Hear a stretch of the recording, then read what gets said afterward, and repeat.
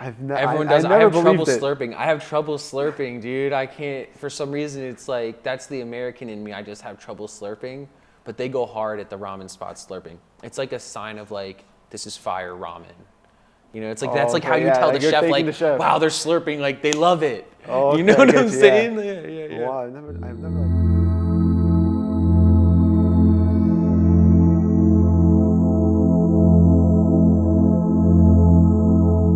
Sean, welcome to Headspace, man. I'm glad to have you. Thanks. Great to be here. You look very good in this white, honestly. I'm really comfortable, to be honest. I'm super cozy. I'm really glad we get to leave with these. So today, how you feeling? Like, how's your day? How's everything doing? Yeah, today's been a good day. Kind of just like the average, my usual Monday through Friday day. So not bad. Nice. Yeah. That's good to hear, man. Thank you. Thank you. Now, I want to get like kind of straight into it. Cool. I know you started off thrifting and selling from like the Foot Locker, or not the Foot Locker, the storage locker and all that. Yeah. And now NFTs and coffee shop, but right now, what does your perfect day look like? My perfect day? My dream day or my perfect day? Either one, like the most ideal. The perfect day that's possible? Yeah, the ideal day that you have. My ideal day is, I like to wake up early, so if I could wake up around 6 a.m., get out of the house by 7, maybe go to the flea market for a couple hours. Here in California, there's one every day, whether it's a swap meet or a flea. Maybe I'd like to hit that up. Maybe bring my son or my daughter, maybe both with me if they're down. If not, they can stay at home. I'll get back home maybe 10 a.m., right? And then maybe I'll grab like an early lunch and then head to work, right? So I'm going like work day, perfect day. Gotcha. Okay, so hit the flea, still get some family time, go to work, maybe hit some calls up, things like that, get ahead on some things, answer emails, do an interview or something, and then be out of there by, on the perfect day, 4 p.m., 5. Head back home, stop at this place called Besties. It's a vegan grocery store. Maybe I'll grab some like cheeses and some like vegan meat for some like meat and cheese, some like, you know, salami, charcuterie. Yeah. Charcuterie, that's what fancy with it. Yeah, a vegan charcuterie board, and then, you know, head home, see the kids again, hit up the charcuterie board, turn on one of our streaming services, turn on a movie. That's it. That would be perfect. I'd be down with that. I'll join you on that day, honestly. Yeah, that sounds amazing. Man, honestly, that's amazing. But for the flea markets that you mentioned, do you still go to like the Rose Bowl one? Do you like those the most? Or is there like a different one? Rose Bowl is once a month. Long Beach Antique Market is once a month. I'll go to that one. Then every day there's one called the Rhodium. Oh, I never heard Rhodium's like on my way to work low key, so I'll go there almost every day. Oh, it's sick. And we're in LA, so I mean like there's a bunch, dude. Like there's one called Alpine Village. I think that one's almost every day, maybe 6 days a week. So there's options. And they open early, so it's nice. You can knock it out before everyone else wakes up. Yeah, all of them are like that? Almost, yeah. That's the whole point, is like they open at maybe 6 a.m. You know? Oh, wow. These dudes are done vending, make a day's salary by noon, you know? Yeah. How about like around the whole world? Like I know you like traveled, I'm sure. Yep. Is there like a region or like country that has like the best like thrifting stores? I mean, outside the US in general is really exciting just because how different the product is. Like it's a completely different offering, you know what I mean? I would have to say my favorite place to like secondhand shop or vintage shop, thrift shop, whatever, has got to be Japan. Just based on like the variety and the selection. If you're talking like price wise, where I think I can get like the best deals in the world, like thrifting and stuff like that, probably more like Southeast Asia. I've been to like Indonesia, and it was pretty like affordable there compared to like what we pay here. And then also, where else do I find a lot of good stuff? I mean, it could be anywhere. There's always like really good luck in the UK, like in London and stuff. I think like isn't our dollar and the pound pretty similar right now in value? So I think so. I think so too. Like don't, you know, whatever, like maybe it's close. Yeah. But so I think the UK is usually good too. I love shopping outside the country. Yeah, I feel like there's like a lot of different things to find because like people in every country has like different tastes. Yeah, everyone's got a different eye. Yeah. How about like I know you like to collect advertising and like antiques. Yeah. How about that stuff? Is Is there any place that has the best advertising that you've seen? Man, there's this huge market in Paris. I always forget what it's called, but it's like 2 miles by 2 miles. Like the biggest fucking outdoor market I've ever seen in my life. And it's known for having like the best antiques, collectibles, and I find tons of dope like porcelain signage there, turn of the century or mid-century advertising. I've definitely gotten a few good ones and sent them back. I got this like, I think it's 1940s Kodak porcelain sign. I had gotten 2 of them from the same vendor there. It was pretty dope. And at such a good price that I was able to even ship these heavy ass porcelain signs back to the US, and it was still a good deal. So. Was there any like, is there any ones that you have like in your house right now that you like post up? Yeah, I mean, man, I have all my signs really hanging up. Some of my favorite ones, I did a lot of, we moved to California from the East Coast, from Virginia. And so Virginia has like a really deep history and a lot of antique stores. I was going to a lot of auctions. So a lot of my signs I got were from Virginia. Oh, okay. And I even like, dude, I even found some signs like just on random abandoned, barns or out in the woods and stuff like that. Yeah. So it was pretty cool. I think one of my favorites is, I have a Goodyear sign that I got from that's cool. From Paris, and I just really like the imagery on it. It's super cool, maybe like 1960s or something, so not super old, but I like that one a lot. And then let me think. Man, I had gotten this giant, like not even that old, maybe like 70s Amoco sign, like the big gas station, but it's fucking huge. It's like 9 feet long by like 5 feet tall. Wow. Yeah, it's huge. I love that one.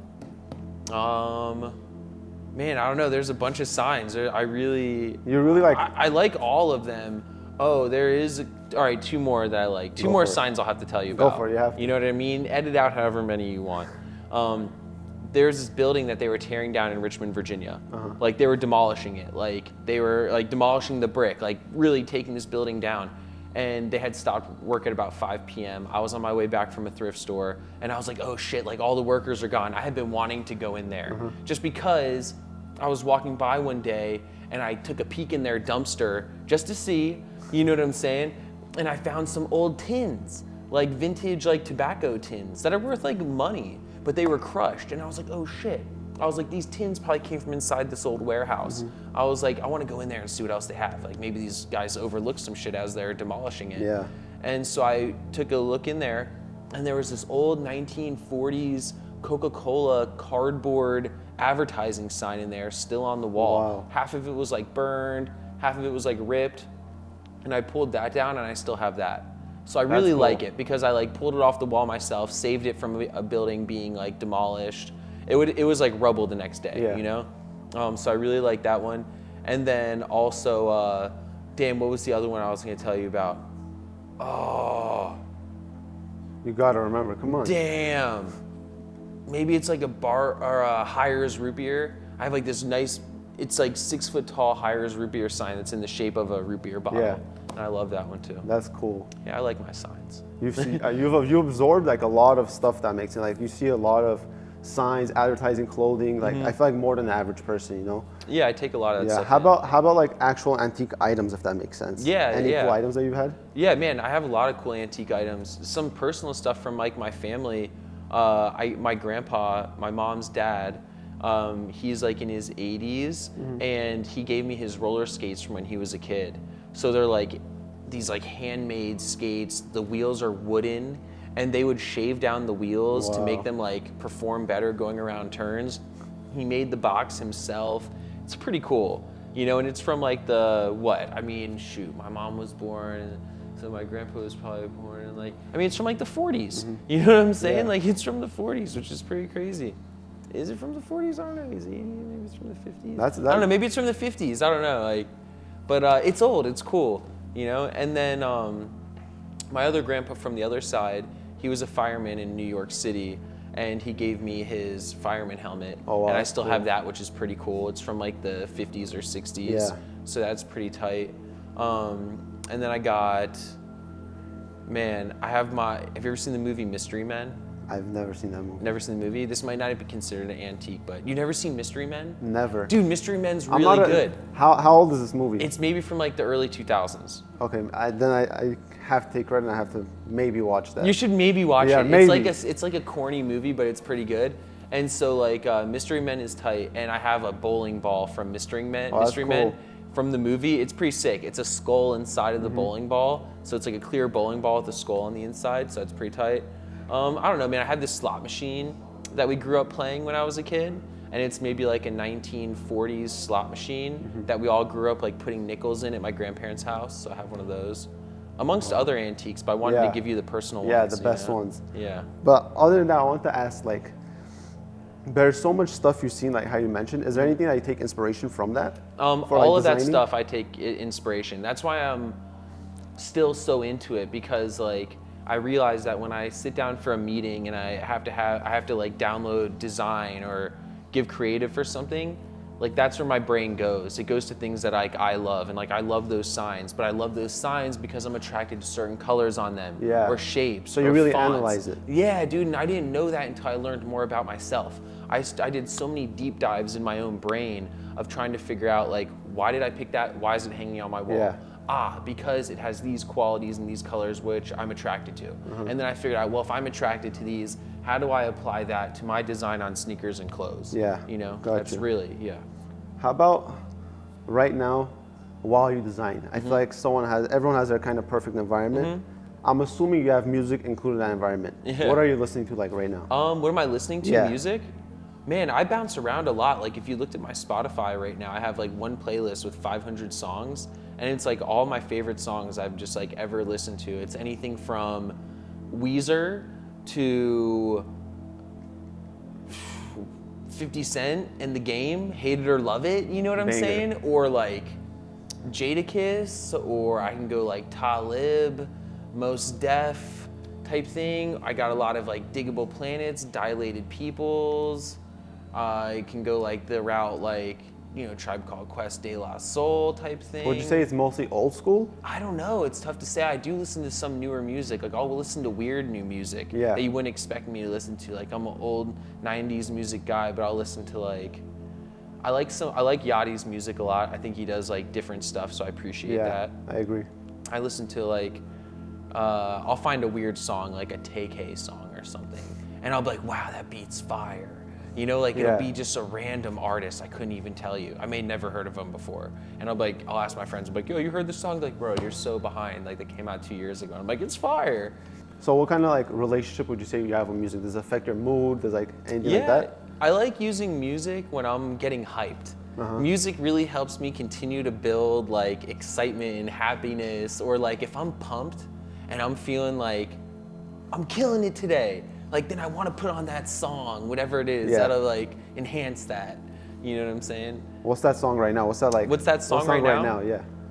What's that song right now? Can I look at my phone really quick? Go for it. Yo, so like, all right, let me see. I'll always put whatever songs I'm fucking with kind of at the beginning of my Spotify. Let's see. I'll tell you exactly in the moment of what I'm listening to the most right now. Oh, okay, cool. The Unseen by Quasimodo. I've been you know Quasimodo? Never heard Bro, Lord Quas. Okay, you gotta look up Quasimodo. Gotcha. Really good artist, like phenomenal artist, beat maker, etc. I got some Slum Village, Jay Dilla on here, Madlib, Busta Rhymes, Ninth Wonder, David Isaacs. This is a fire song by David Isaacs, and I think it's Lee Scratch Perry.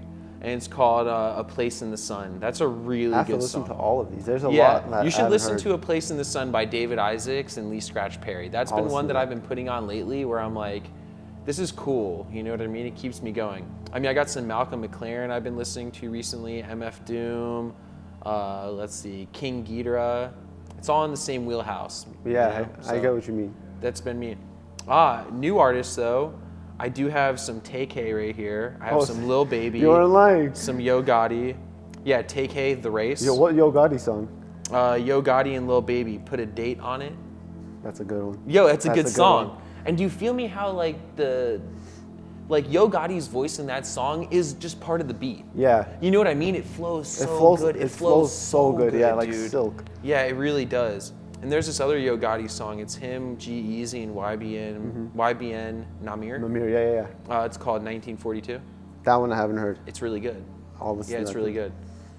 Anyways, then it also goes back to like right here, right before that, 2 weeks ago, I was listening to a ton of like Cheryl Lynn, Got to Be Real, Diana Ross, Chic, Earth, Wind, Fire, Sister Sledge, Diana Ross, did I already say her? So you sometimes get in your feels. I get in the, but not even really, not in my feels, like, this is like hype music from back then. Yeah, this is like good shit. Like this is like, you know Le Freak by Chic? No. Bro, I'm just gonna play it for you really quick. You know this song. Oh, I do know this song. You know this song? Yeah, I do. I don't know it by name, but Le Freak, so Chic. You know what I'm saying? Yeah. Anyways, you know the shit. That's a good song. That's like an exciting, like hype song. Okay, let's say 90s music you're fully involved with. What other thing from 90s would you want to do you think should come back? Should come back? Yeah, fashion, cars, any what style. What from the 90s should come back? I was gonna say like Tamagotchis, but I think Supreme just literally last week announced a Tamagotchi collab. Way. Those are really sick. That's a cool one, like Neopets. That's a really cool one to come back. Okay, 90s. What could come back? What should come back? The green ketchup at Burger King. Do you remember that? No, I'm not a 90s kid. That's bro. Why. Oh, when were you born? I'm a 2000s kid. Really? Yeah. Oh, my little brother was born in 2000 or 2001. I'm only 90s kid with music. Okay, so I get more your vibe then. Okay. But, Sweet Life of Zach and Cody. No, yeah. Exactly. That's tight. I'm curious to know about like the 90s because it always interested me. And it looks like now that we have Instagram, I see a lot of 90s photos because it just interests me. So that's why I ask, it's very interesting. There's an Instagram account called Only 90s Kids Know. Oh, I got it. And it is fucking sick. It's like every niche memory from the 90s, but just beautifully represented in meme style. I gotta see that. It's good. So your answer would say Tamagotchi, but they already brought it back. Which one would you personally bring back? I'm trying to think, dude. What would I personally bring back?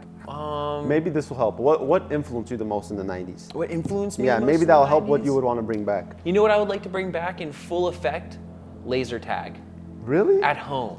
At home. Not going to laser tag places. Do you remember like wearing the vests? Yeah, when you put it on, you have the guns. Dude, that shit was sick. Yeah. That was the dopest. And that left late 90s, early 2000s. The map is anywhere you want now. Yeah, exactly. And so like that was fun because I remember asking for like the laser tag set for Christmas. Yeah. And you would get it and it was like a gray vest you'd put on with like a big circle in the middle. You had like your laser tag guns. Sometimes you'd have like a center thing you could put and it was like a turret. And you could set it for different things. I'd bring that back. I've never seen the turret. That was really cool. Some of the sets were intense. Damn. There was like better ones, worse ones. That'd be an interesting thing to bring back. I would never think of that. That'd be fun. The at-home laser tag. How about 90s? I know you liked Fuel TV back in the days. Hell yeah! Wow, Fuel TV. Best show on Fuel TV. Yeah, that's what I want to ask. Skate Maps. Skate Maps. Skate Maps. Zoo York, the skate company, had a show called Skate Maps. Harold Hunter was like the host of the show. They would travel across the world with their team. They would party, get drunk, get fucked up, mess with women, like get in trouble. That's like the original Jackass. It was so sick, and I couldn't believe like it was my favorite skate company. These dudes were just so cool. You know what I'm saying? Like, it was tight. That was my favorite show. What else? There was another show on Fuel TV called The Captain and Casey Show. Dude, I don't know any of them. Yo, Captain and Casey show is so good. It was filmed out here in California. These two weird ass like surfer dudes, Captain and Casey, the Captain and Casey, and they were just like some trippy skater dudes. They would have skaters on their show every day. They would like fuck the setup. Like they were just wild. I don't know. That's cool. It was a so it was great like show. the original kind of like vlogs, if that makes sense. Yeah. It was like before MTV got all messed up. Oh yeah, you know what I mean? Yeah. When it was just like MTV music video blocks and things like that. You started from thrifting and doing all that NFTs. What's something that you haven't dived into yet that you want to? Something that I want to dive into still, I really want to get into like the film industry. Oh, okay. Like whether it's dressing up a set or maybe like curating like outfits for a movie or like being an extra in a movie or something, like I think that would be really cool. Yeah. It's just like I'm so into it for some reason. Like I don't know if it's because of my like obsession with vintage and being able to like create an era like appropriate outfit. I don't know, I'm just kind of into it. I want to get involved in like the movie industry a little more. Do you ever judge like the wardrobe in movies? Like all the time. That's why it's kind of interesting, because I'm like, wait, this is a 90s movie, that shirt's from 2004. Oh, okay, I get you. I'm like, that's disappointing. You know what I mean? Get the right person for the job. How about vintage cars? I saw at the coffee shop you guys, was it at the coffee shop you guys had the car meet? Yeah. I saw some of the cars on it, they were amazing. They were so cool. How about cars wise? I saw you're doing the car company LA. Yeah. How does that feel like right now? Yeah, so I try to find like different vehicles to express like my creativity and my interests. You know what I mean? Like the coffee shop is my vehicle to express one thing. Car company is my vehicle of expression, quite literally, for like my interest and love for cars. And so yeah, I mean, that's what car company is. It's just like it started off as a really small side project, and it's kind of blowing up lately. My friend Ryan and I, we both co-own it together. We recently brought on like a strategic partner this last like couple years to help us build it out more, and it's been fun, dude. Like, it seems like the community is getting involved. We have some really dope like cut and sew merch and like a really dope like archive of vintage. But it's cool. Like, I love cars, and like that's something that I also collect, and so to be able to have a way to like show that creativity and interest to people and express it is fun. Okay, now I want to bring it back just a little on you. Yeah. Remember the Nike Blue House? Yes. In Venice. Wow. Ben Baller was a big part of that. Did you guys talk to him about it? No, I didn't talk to him about that. Okay, sick. I know he was a big part of it, but I wanted to ask you, if you had your own Nike Blue House, whatever house, what would it look like? Man, where is it? So it would be similar to Blue House, and honestly, Blue House is actually like inspired a lot of what I do in life, like just involving the community. Yeah. I think it would look something like that, where I would love to get a place on the beach, dude. I'm like a sand or snow person. Oh, okay. The in between, like whatever. Either put me at the beach or put me in like deep ass snow. I don't really want to fuck around in between. You know what I'm saying? Boring otherwise. But I would love for it to be on the beach, love for it to have like a surf vibe, but I would want all my community to have different rooms in it. And I think that's what was cool about Blue House. I never got to go. I was only looking at it from the outside on blogs and on the internet and things like that. But I think that's what I would want, is like the warehouse I work at now and our strategic partner that we took on for round 2, car company, and a bunch of other brands I work with. They've become a hub where I've been able to bring in a lot of my friends' brands and brands from our community, and see everyone work under this like same, under this same like roof now. And I just would want that for myself. You know what I mean? Where I love opening doors for people, and I love like creating an access point or helping someone build a platform. Yeah. And so that's what I would want Sean's World to be. Yeah, if it was like my Nike Blue House, would be like just a place where I could have give my friends space to bring their ideas to life. You know what I'm saying? Is there any like, how do you decide if something's a good idea or not, in any sense? Like fashion, whatever it is. I see how much I let myself like naturally get involved with it, and I see how much I'm able to put into it. You know what I mean? A lot of things that I don't think are a good idea, like I'll just kind of stray away from. Gotcha. So like if I'm involved in something, I tend to think it's like a pretty good idea, because I'm naturally like subconsciously putting time aside to do whatever it is. So I don't know, maybe like I decide if something's a good idea, maybe some characteristics of a good idea would be something that's like uplifting, something that kind of like makes you smile, something that can create like a cash flow. A cash flow is important because then you can sustain a community. You can pay people to work for you. You can pay advertising agencies. You can pay a marketing agency. You can pay a creative agency. And so I think it's like a good idea for me usually creates cash flow in a healthy way. You know? I get you. Car company, all of those companies, whatever. And your Sean's World, what is your dream collab that you want to make happen? My dream collab would probably be with... In any industry. In any industry. My dream collab would be...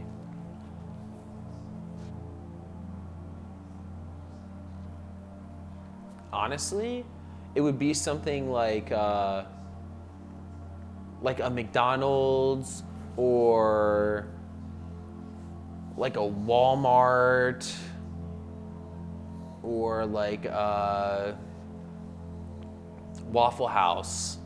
Something like that that's just larger than life. Gotcha. You know what I'm saying? Yeah. Like, these are companies that are bigger than anything in the fucking world. They impact everyone. They impact everybody. And if I could work with one of those companies to impact that amount of lives, I would be hyped. That's my dream collab. Yeah. Wherever I can like spread my message of like veganism, sustainability, like a healthy work lifestyle, like a healthy family lifestyle, like wherever I can spread this message and have it accessible to the largest crowd and affordably accessible, that's where I would want to do it. So those places I think would be a dream for me. That's cool.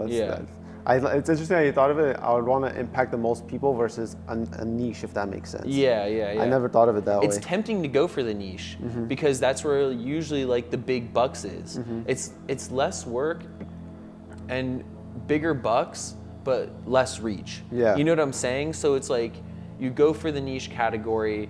I think you're able to like sustain that easier because you're not so spread out and you can create a great product that might render like a huge retail price. Yeah. But I think going with like these big boxes, it might be more work going into like how to market and you know, like scale this. Yeah. But again, I think the payoff is in having the cheaper access to the product. So then more people have your great idea in their hands, you know? How about, you keep mentioning like how you say, oh, sustainability this, sustainability with the shirts, with McDonald's.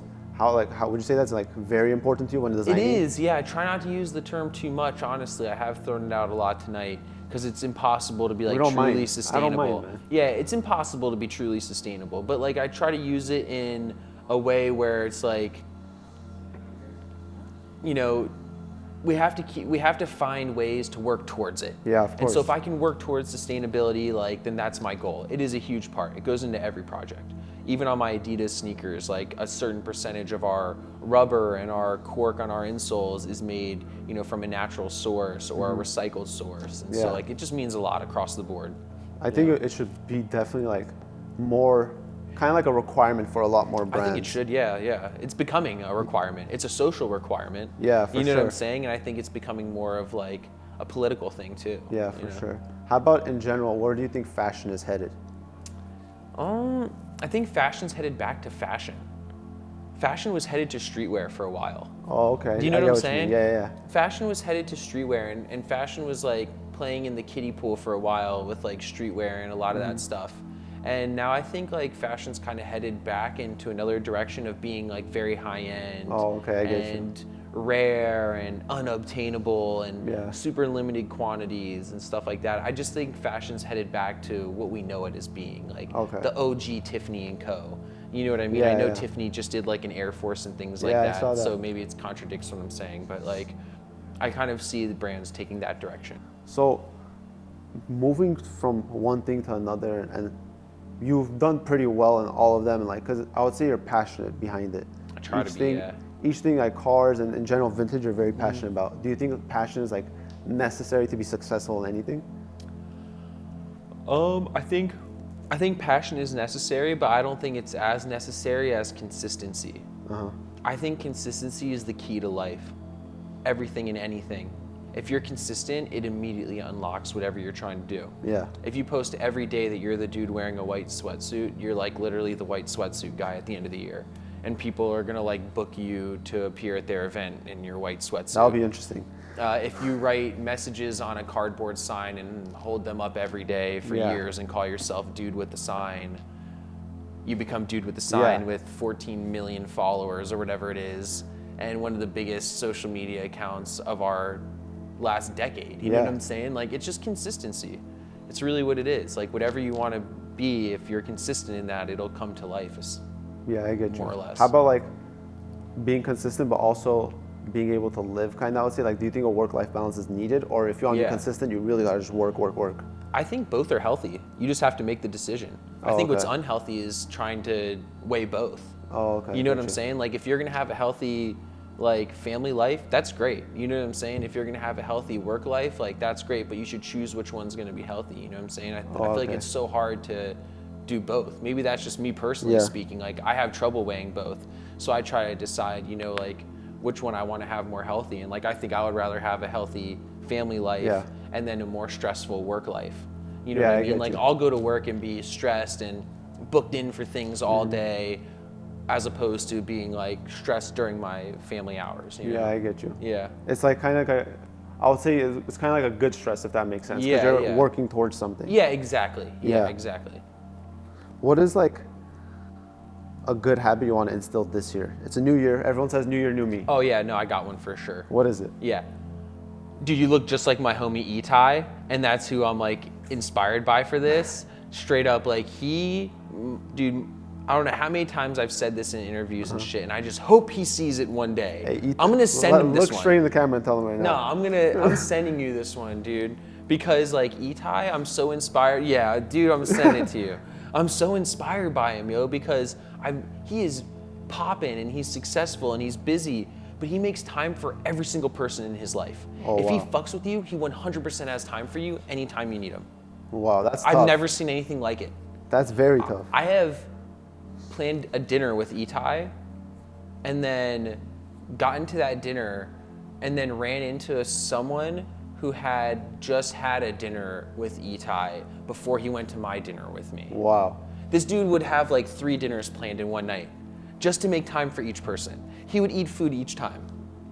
I don't know how he capacitates it. You know what I'm saying? Like, he has time, he'll call you and check in, see how you're doing, ask about family. On his Instagram, it just seems like he's constantly like showing up for people. Wow. You know what I'm saying? Like going to their event, being at their opening. He's always showing love. Being at their launch, dude. Always showing love. That's what I want to be more like that. That's hard to do. You know what I mean? It's hard, dude. And like, I'm not making excuses, but I have kids. Of course. So it's tough, dude. Like any extra time goes right to my family.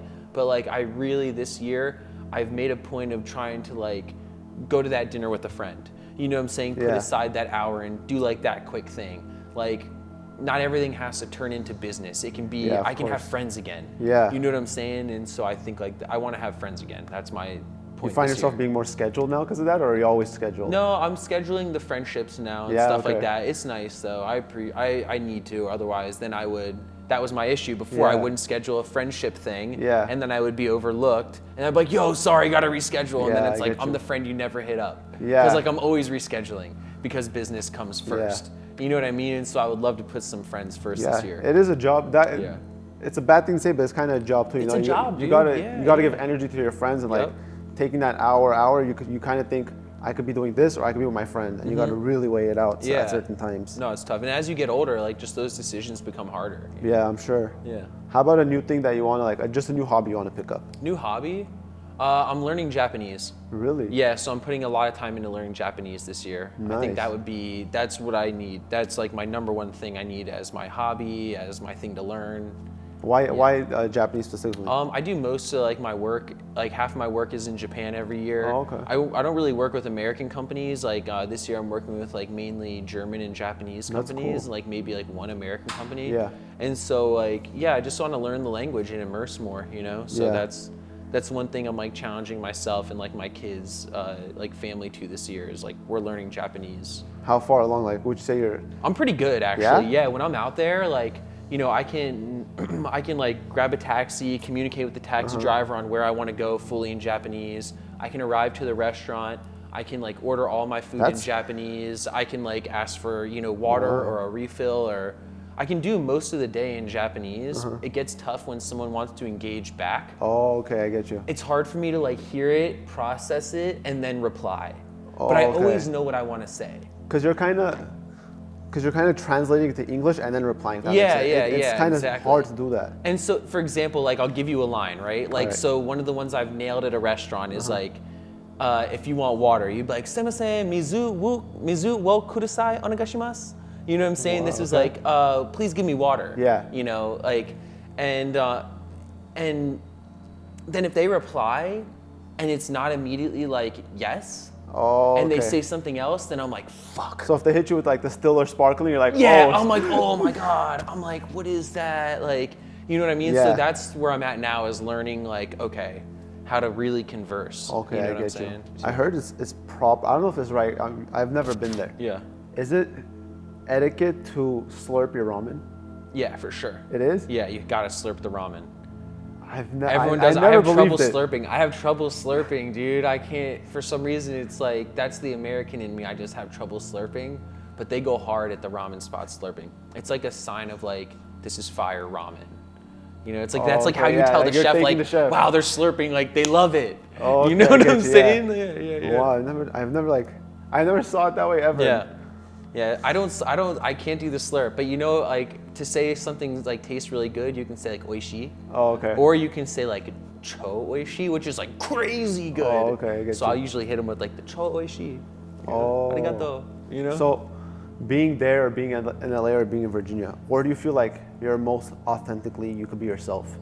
To be honest, I'm like mostly myself in Japan. Really? Yeah, dude. I spend a lot of time there, actually. Okay. Almost like half the year now, starting this year. And man, like I just feel really like so accepted. Yeah. I don't know. Like it feels like an honor to be accepted into such like a different culture. And like it makes me feel really good, like validated. I get you. You know? And so I just feel good there. And I feel really safe. And I think like the safety allows me a certain level of like creativity to unlock too. I get you. Was there some things that you saw there that you've never seen here that like, oh, this is a new way of like, just how you said unlock creativity? Just like the overall cleanliness and the attention that people pay to your day. Oh, okay. Like your day means so much to everyone out there. Yeah. And I'm not saying that this doesn't exist in the US, but it's heightened there. And like because everyone cares so much about how your experience of your day is going, it just is so inspiring. You find everything like to be so positive and to be so happy and like uplifting. So I really enjoy it, you know? So would you say that's like, you're in Japan, let's say. Yeah. Where do you, I don't know if you have a warehouse there, where do you find peace there? Is there like a spot? Where do I find peace? Spot? No, just anywhere really. Anywhere. Just arriving makes me feel so good. I get you. You know, I have to say there's like two things. Like I'm my happiest when I'm with my kids. I'm also my happiest when I'm in Japan. When I'm with my kids in Japan, it's like. Doesn't get better than that. You know, like crazy, like that's life. I just never want to leave, you know what I mean? Yeah, of course. How would you even describe yourself as a whole to your 10-year-old self? To my 10-year-old self? Yeah, if you're talking to your 10-year-old self. It would be hard to describe myself. I would just say, hey dude, you still skateboard. You're not running a skate shop, but you do run other businesses. Oh, okay. You know what I mean? And by the way, you're vegan and you have kids, man. You know what I'm saying? Like, I think that would be like, if I had 30 seconds with my 10-year-old self, I'd be like, look, you still skateboard, you're good, you're not pro, you're not amateur, sorry, you never got sponsored, okay? You're working, you provide for your family, you have 2 kids, you have a fiance, and you run a bunch of businesses, you're vegan, you designed a sneaker, boom, man, I have no more time, that's all I can tell you. Yeah, that's it. I think you'd be happy with that, the 10-year-old self. Yeah. Man, did you ever, like, how'd you feel when you're like, oh, I guess I'm not going pro? Dude, that was disappointment, you know? I thought I was definitely gonna be a pro skater growing up. I was pretty good, I would do competitions, you know, I filmed my, like, sponsor videos and shit like that. But then you realize at a certain point, like, you're just not. Look, dude, when I was growing up skating in 2008 and shit like that, there was like the Ryan Shecklers, like jumping off buildings with his skateboard. It was impossible to compare. You lost hopes quick. Yeah. You're like, okay, it's over for me. Do you ever like skateboard photography, like, and film now, or do you think it was better back then? I like it all. I think it's great. I think there's some great skate photographers out right now that have been around for a while. I mean, Giovanni Retta is one of my favorite photographers, also Atiba Jefferson. And so like these dudes have been around since I was younger, but they're around now. And so it's cool seeing how their styles evolved, but then also not evolved. Yeah. And I think that's what I like about skateboarding is like, you know, skateboarding's never had a thing where like, oh, that style's not cool anymore. Everything's always like cool. Everyone's included. In perspective. Yeah. And so I think like that's what I like is like the ever changing, but then also the ever not changing, you know, perspective of skate photography and film. What's the craziest trick you hit? By like claim to fame? Yeah. So in Washington, D.C., there's a famous rail called Gold Rail. Okay. Famous as shit. Like I know someone out there knows Gold Rail. Super famous rail, dude. And it was down like a big 8 stair. A mellow 8. So it wasn't like a super straight down 8. It was an 8 stair like this. So it was a long one. Gold rail at whatever the big train station was in DC. And I hit Gold Rail, dude. I 5.0 gold rail. I 5.0'd gold rail. I Smith grinded gold rail. I lip slid gold rail. Wow. And this was like a really big deal. Like I ate shit. I threw myself down that rail and down that set for hours, dude. To this day, I can't even believe I did it. Like I want to dig up that footage so bad because that was like, man, that was like one of the biggest moments of my life was gold rail. Such a famous rail. It ended up being knobbed so no one could skate it. Wow. Like, it felt like a piece of history. People would travel from all over the world to skate gold rail. It was cool. If anyone knows gold rail, just know I hit that shit.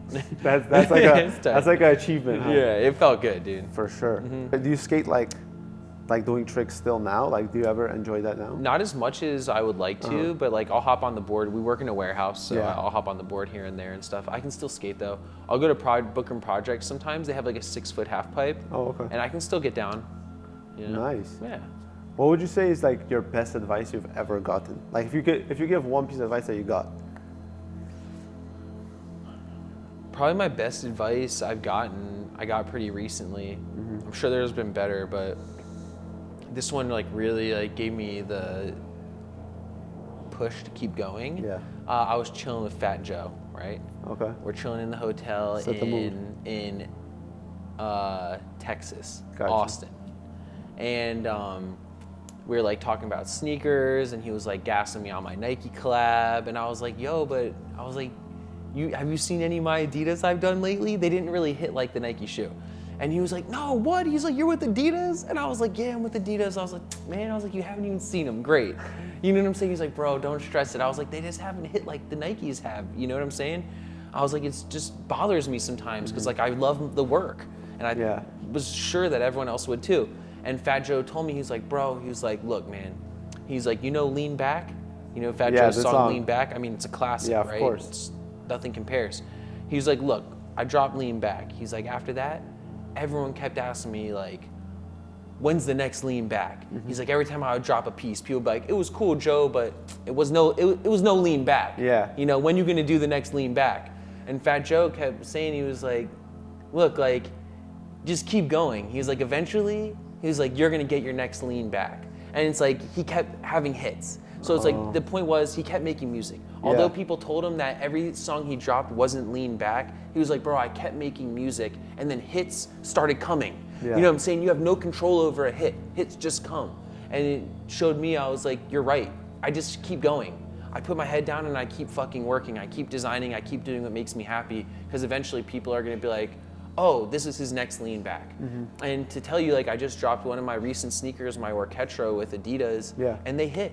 And they're like selling for over retail, and like not everyone got them, which is sad, but then also like it means that we did something good. People liked it.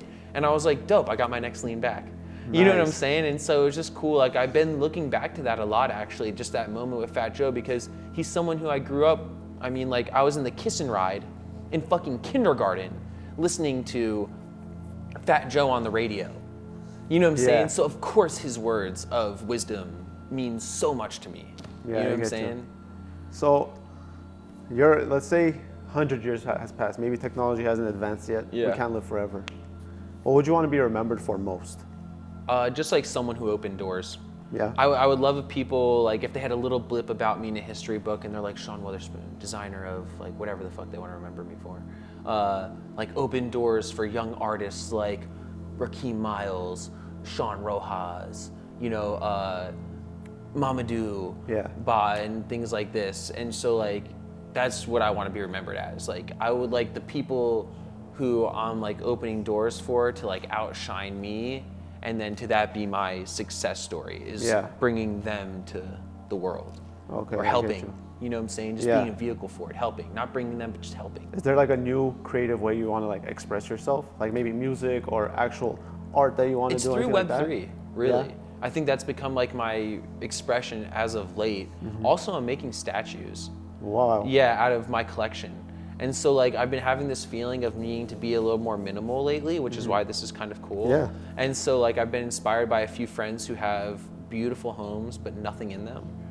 And whereas I have like a beautiful home, but it's like packed full of shit. Yeah. And I'm just like trying to go through my life and find out like, okay, what can I do with things? And I started to realize like there's so much stuff that has value, but not enough value for me to want to sell it, because maybe I have like a sentimental value to it, or maybe there's things that aren't worth anything to anyone, but I'm still keeping for some reason. I've been making statues out of them. Droids. Okay. You know, like R2-D2? Yeah. I'm like making like astromech droids. That's like sick. From Star Wars out of my old shit. It's pretty cool. So I've just been kind of having that as like a little expression of my creativity lately. Any of them that you've completed? I've completed 3. Wow. I'm working on a 4th one. Did you put it out there? I haven't seen this, honestly. I've been posting them like a little bit. I haven't really posted. I'll put it on my story here and there, but I'm trying to make a baker's dozen, 13. Oh, and then I wanted to do a gallery show with the 13 of them. Oh, that's insane. They're kind of cool. That's insane. I'll send you a photo tomorrow when I get to the office. Yeah.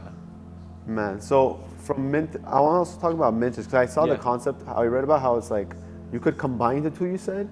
So the inks in the garment. Yeah. So tell me a little more about that. That's interesting. It's cool.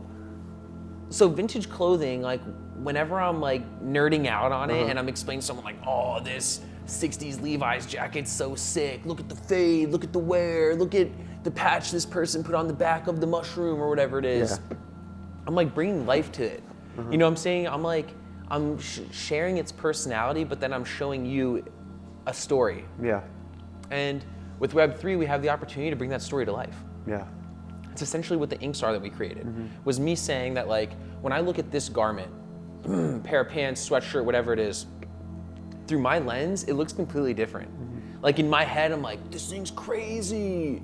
And like, this is everywhere. And like, boom, and the color. And like, I'm thinking so much crazier than what you're, like if you held pants up to this white background right here, I'm seeing it completely different. Oh, okay. And I've always struggled with like, how do I give people like vision through my lens? How do I show you what I'm seeing when I look at something like this? And so through working with like some 3D artists and things like that, we've brought that to life through Mintage. And that's what we've done with the inks, is essentially said like me as the first collaborator for Mintage, I'm one of the founders of it, but I'm also like the first project we're dropping just to get our, you know, get people excited about it and kind of test, you know, our system is like, you know, I wanted to create inks that then express different lenses. So we have my mushroom ink, we have like my flower ink, and it's an ink that you can apply to a garment that puts it in that world. So then like mushrooms are growing off of it, the jacket opens up, it takes you inside, you're kind of like going through this cool galaxy outer space and goes back to the outside of the jacket and you know, these, maybe the flower one, flowers and grass are growing all over it. And it's just continuing that story. Because again, like we're in a lucky pivotal point right now where we have physical vintage that has a story. The story that you tell about an item is usually the end of the story, correct? Unless someone buys it and can continue to wear that item and build on the story, right? Gotcha. But now we've been given the chance to put that on a blockchain where then the story can be traced for life, and you can then add things like 3D artwork or like our inks to then take the story to the next level. And so this is like our way of being able to take the story just to the next level, for lack of better term, at the highest level. So eventually, do you plan on like collabing with different designers, I guess? We have a whole pipeline of people we're working with. Yeah, because it would be interesting to see a bunch of different designers, like you said, like see their lens. Exactly. That's insane. That's exactly what I want to achieve with this. Wait till you see the next person we're working with. One of the best art, like you probably have shoes of theirs. You know what I'm saying? Like it's gonna be dope. Then the person after them is gonna be crazy, dude. No, my lips are sealed. Man. But it's exciting because, and I'm so hyped that you're hyped on that, because that's what gets me hyped, is like just being able to say like, hey, now you get to curate an ink, and now the user can say, well, I'm taking these denim pants and I'm applying the so-and-so ink. Yeah. You know what I'm saying? And seeing what those turn into. Or maybe you save my inks, and then when the next person drops theirs, you apply my mushroom ink to their whatever. Oh, you could even do, I didn't think of it like that. It could get crazy, right? And so that's what's exciting about it. Like, maybe one day we work with like a big fashion house, and then it's like, man, if you've saved an SW ink, then you apply that to like a Gucci jacket or something. Like it would be so sick, you know? And so who knows? Yeah, I specifically, like, I said it just because I am myself, like I wouldn't say I'm the most creative. I can't imagine it fully until like you show me something. I'm like, oh, this looks good, or this doesn't look good. This is for you. But yeah, this is like something like, oh, this is like I'm in the designer's world. Dope. Right now. Exactly. You're in our world. Yeah. Yes, dude. And that's like, as a designer and a creative, you always struggle on how you can onboard as many people into your world as possible. Yeah. To me, this was like the best way to do that I've seen yet. Is through Web3. To onboard people into your world, definitely Web3 is the best vehicle for it. So from Web3, like, from something I'm not understanding is from Web3, how do I like, if I want to wear that actual piece, how do I make that happen? If you have an avatar in Web3. Okay. And then so you can wear it digitally. Because that's the thing is like the denim jacket that we did in Mintage, there's only one in the entire world. Oh, okay. It's the only one. And so I'm not able to put that in your hands because it's mine and there's one. But now through Mintage, I can make 1,600 of them, and then everyone's avatar who represents them in Web3 can wear that. Oh, okay, I get Then there will also be drops going forward that's more low-hanging fruit. Maybe we do a pair of workwear pants like Carhartt or something. We can easily back 3,000 digital workwear NFTs of pants with physicals. That would be insane, because So then when you purchase the digital, you get mailed a physical pair of vintage workwear too. Yeah. That's easy for us. So let's say like how you said I could let's say I get these blank sweats or whatever, and I apply your ink on there, the mushroom ink or whatever. Would I be able to get an actual, like if I want to, or is that the only way of me making myself, like the physical thing? The physical, I have no idea. That's the thing is that it's impossible to do. That's why we've never had the chance until Web3. You're hitting on a crazy perspective right now. Because it's like, it's tough to think about, but like what you're asking is like, well, then how do I make the physical version of what I've created in Web3? You don't, because this has never been possible in the world before until Web3. So what you're creating in Web3 can't exist in the real world. Okay. And that's what's so important about it. You know what I mean? You only could see it here. This is where you gotta see, check out my fashion. Yeah.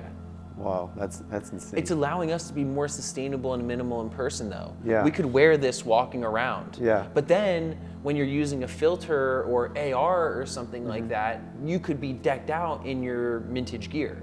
So I could use AR and you'll see AR filters for this stuff. We're doing this as well. We've developed insane AR filters because that was something else that I'm saying is like, why don't we just design all white linen clothing? Yeah. That's super sustainable. And why don't we just perfect our production of like a linen material or so? Why don't we just perfect our production to be as sustainable as possible? We all wear white clothes everywhere and then we express ourselves through like AR filters and through Web3 and things like that, just to create a healthier lifestyle for the planet. You know? That would be insane. If our base is all white. No dyes, no bleach, no whatever, you know what I'm saying? Yeah. You just, as is, you know what I'm saying? And then we're really helping the world. Yeah. And creating way less of a carbon footprint, and then we're still able to flex in the digital world, which is becoming such a huge part of our life anyways. I mean, you know? So what can we expect from Sean Wotherspoon in the future? Just like continued work. You know, like I don't see myself stopping anytime soon. I think deeper diving into Web3. I think like trying to open more doors for my community and just like getting my friends in higher positions. You know what I'm saying? That's what you can expect. That's really my focus. That's awesome. Yeah. Thank you so much for coming to the Headspace. Man, thanks. Honestly, it was a pleasure having you. This is dope, dude. No, the pleasure's mine. This is great. Thank you so much. Thank you. Dope. That's it. We're done. Great. That was awesome. That Mintage thing tripped me out. Dude, Mintage is kind of crazy. I never saw it like that.